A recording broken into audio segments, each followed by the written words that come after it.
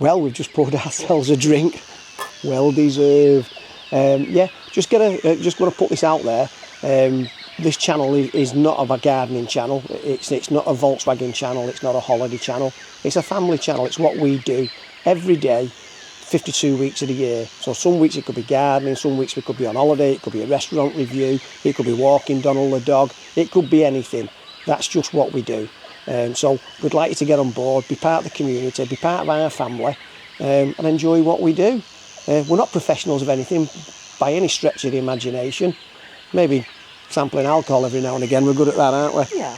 Yeah, but just want to get that out there straight away. That's what we're about. I'm just putting plenty on because we do need to top these beds up. There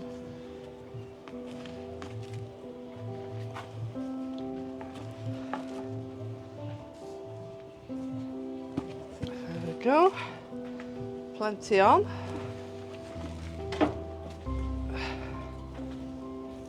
I like putting plenty on my beds. Plenty of nutrients. Like I say, we've left them over winter, so this should be okay. Alan and I've weeded and stuff like that.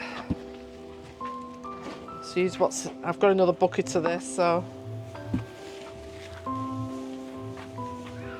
use what I've got in this bucket.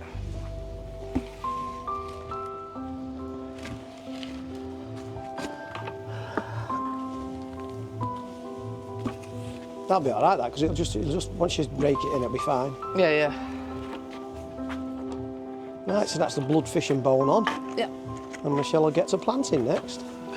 We've got the broad beans. They're called the Sutton. I'm going to put these into this bed. About 12 inches apart. We've got 8 plants, so let's just get this first one out. First one in.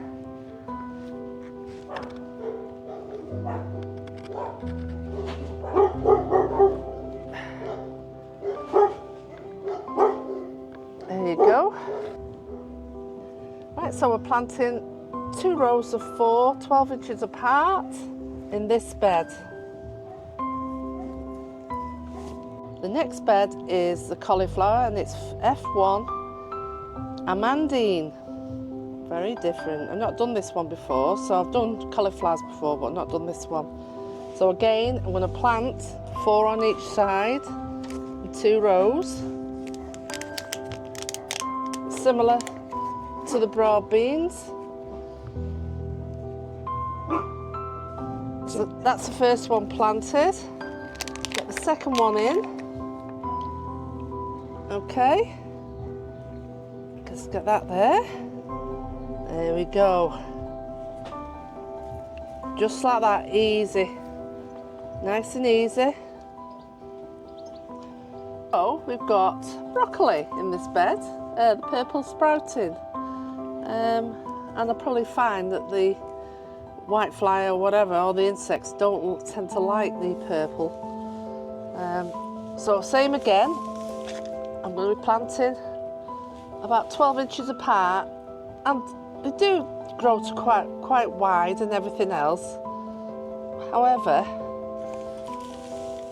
it doesn't matter because you'll still get a good crop of broccoli. Again, there we go. That's in. Just like that. We're doing the red cabbage. That's F1 Redeemer. Again, I don't think I've obviously done red cabbage before, but not the Redeemer. Again, very similar to the cauliflower and the broccoli. I'm going to do it 12 inches apart, 2 rows of 4. But also what I'm going to do is in this bed, which is different, is I'm going to put some the F1 Mikado spinach. I'm going to scatter 4 plants in between. The rest, anything that I've got left, will be going into the polytunnel. So we've got both options.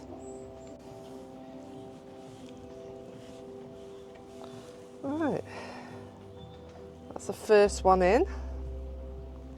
And again, I find with the red cabbage that the white fly butterflies, the insects that obviously eat the leaves, don't seem to like these as much as a normal green cabbage. Must be down to the colour. Oh, I found a screw. Let's get that there. We only tend to rake the top half because try a no-dig approach with the garden. Again, anyone can do this. We do it. Like you say, we did it. We started so that we could have our own vegetables because everything was skyrocketed and gone through the roof. Plus, you get a lot of satisfaction of having your own produce, and it does taste better. Right, so we're going to put the Mikado in. I've just had a bit of a faux pas with trying to get it out the actual tray itself. But again, just put these in between and they'll be quite happy. Let's get the next one out. See how well I'm going to do on this one. Yes, I'm not. Ah, there you go. That's better.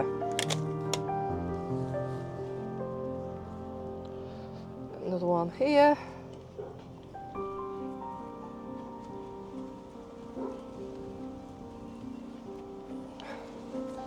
Sorted. So there we go, that's the red cabbage interplanted with some spinach. And then down there we've got, that's the purple sprouting broccoli. And then onto the cauliflowers.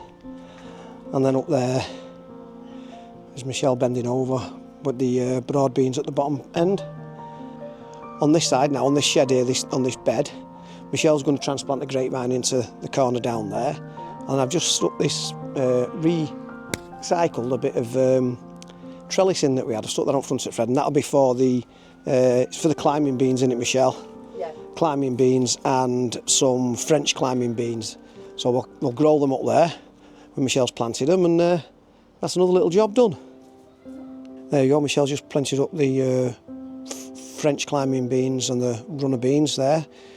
And there's just some old onions that we had there last year. A couple of marigolds in the front. Looking a bit sorry for themselves, but they'll all pick up, as will the beans. They'll soon pick up then, the hardy plants. And in that corner now, Michelle's going to transplant her grapevine, which we'll just take right up there and right across there over the years. And hopefully there'll be land under there, which should be nice. And we've got another one in the polytunnel. So we're getting there slowly. Rome's not built in a day, as they say. Well, Michelle's just dug a hole there. It's normally Donald that digs all the holes, but that's excuse the barking dog next door but one. It's what it's like round here. Our dog barks all the time. They're only doing the jobs. So yeah, this is what's it called? This one, Michelle? This is it's a rear grape, and it's a rose. Rosé. Yeah, rosé. Yeah. Right. Hopefully that hole's big enough. Let me just take that cane out of there for you. Poke your eye out. Won't be a sec. So there's the rosé grapevine in place. We'll train that all the way up there and along there. I've got some wire for that, so that'll go all the way up there, all the way along there to that end. Over the years, with a bit of luck, some strawberries on it, won't it? See, we've not done out with these because we've had look at that. There's actually strawberries on these now. Well, there you have it. Everything's watered in now. All the way along these 4 beds along here. They're all watered in, as is the climbing beans and the transplanted grapevine. So yeah, we'll just let everything establish itself now and tie things in. And obviously on this side here, you can see we've got the hoop frame. On this one here, actually, I'm putting, I've got a higher frame to build to go on that. It was a bit tight last year with some of the crops. But yeah, so all the way along there you can see that'll all get netted when necessary. And these over here, these fruit bushes, we'll sort them out in some order. That's why it's gravelled there. We have that as like a little bit of a fruit plot, shall we say. And up there, as you can see, it's still a mess up there. That's another bed there. It's got some potatoes in at present and that. We'll sort all that out at that end at some point. But yeah, basically that's it on this one. Well, could be time for the drink now. Let's see how we go. That's it for this one. Everything's watered in, everything's planted, the grapevine's been transplanted. Just got to tie it up and do a few bits and bobs on that. But yeah, not a bad morning's work really, innit? I think we deserve these. I know. Eh? We do. Cheers, my dears. So on that note, we'll see you on the next one. We will.